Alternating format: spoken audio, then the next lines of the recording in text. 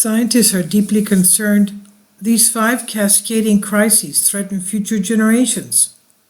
Anthony Capon from The Conversation reports, the bushfires raging across Australia this summer have sharpened the focus on how climate change affects human health. This season's bushfires claimed grappling smoke inhalation, mental health concerns, and changing nature of bushfires around the world is one of the tragic consequences of climate change, highlighting in Our Future on Earth 2020, a report published on Friday by Future Earth, an international sustainability research network. The report includes a survey of 222 leading scientists from 52 countries who identified 5 global risks: failure of climate change mitigation and adaptation, extreme weather events, major biodiversity loss, and ecosystem collapse, food crisis, and water crises. They identify these risks as the most severe in terms of impact on planetary health, the health of human civilization, and the state of the natural system on which it depends. Notably, the scientists underlined the threat that the interplay and feedback loops between these risks pose.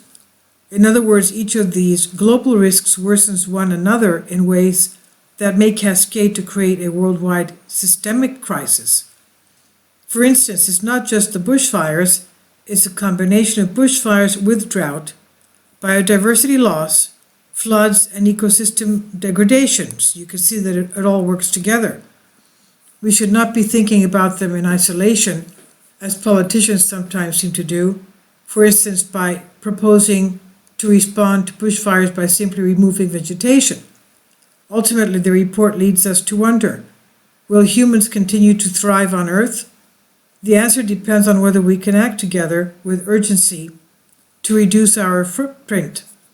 Hopefully, some good can come from this summer's devastating bushfires. They might just help us wake up to the urgent need for climate action. The health and well-being of future generations depends on this. But this report isn't all doom and gloom. Beyond these global risks, the report covers topics including food, oceans, politics, media, and forced migration. The report does not simply describe problems, it highlights where progress is being made, such as with technology. Much existing technology is being used to promote consumption in the pursuit of economic growth, rather than to safeguard ecosystems or to promote just and fair societies. But the report also highlights how the digital sector has immense potential for reducing emissions and empowering people to monitor and protect ecosystems. This can include, for instance, using digital technologies to improve energy efficiency and reduce emissions in buildings, transport, and industry, and new imaging technologies are providing satellite data to monitor forests in real time and track deforestation and illegal forest activity. But the great acceleration of economic growth during the second half of the 20th century has put enormous pressure on Earth systems. Rapid expansion of broad-scale agriculture and extensive mining in some regions has led to deforestation, biodiversity loss, and land degradation. Now there's an opportunity to reverse this trend by harnessing investments in financial instruments for sustainable development, including green bonds, sustainability-linked loans, and more. Connecting crises through the lens of health. One way we can connect the 5 global risks, tackling them in a holistic way, is to think about human health. Specifically, human health offers a useful perspective on sustainable development for policymakers for 3 reasons. First, it makes clear the need for action is urgent because extreme weather events, amplified in frequency, intensity, and duration by climate change, are already affecting health. This is not a future issue. We're already seeing health impacts in Australia.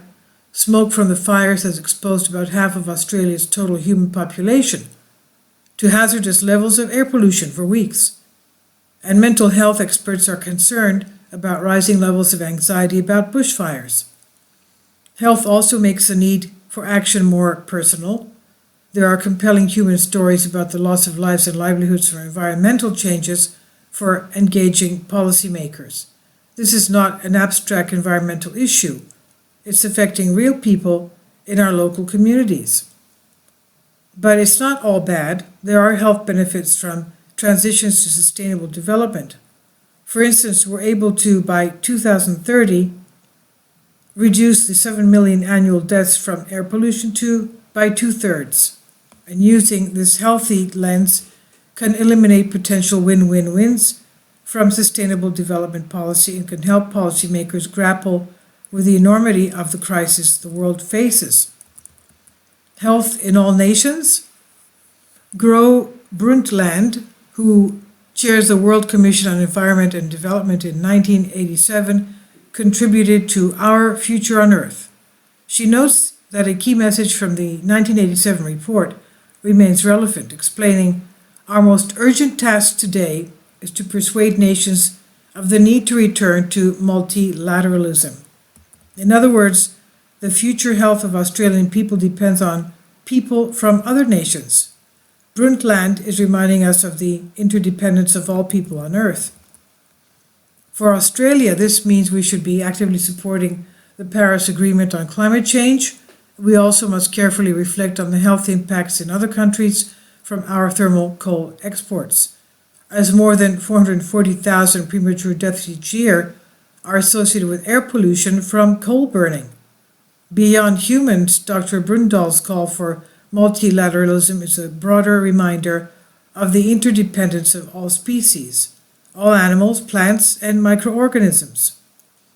Anthony Copram, Director, Monash Sustainable Development Institute, Monash University. This article is republished from the Conversation on the Creative Commons, and it's on Science Alert.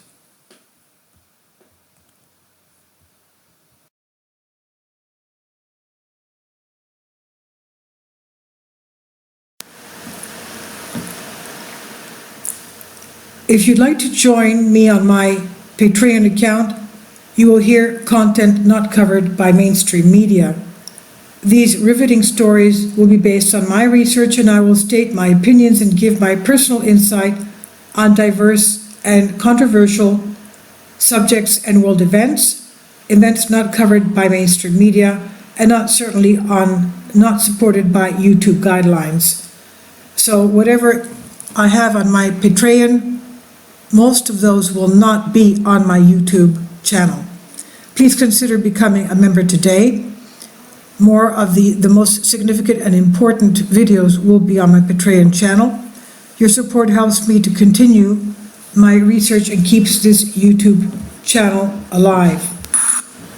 And we depend on your support, your generous charity, because we help economically challenged families here in Athens, Greece, in Kapota, and we also help the young generation with university tuition and the community around our church.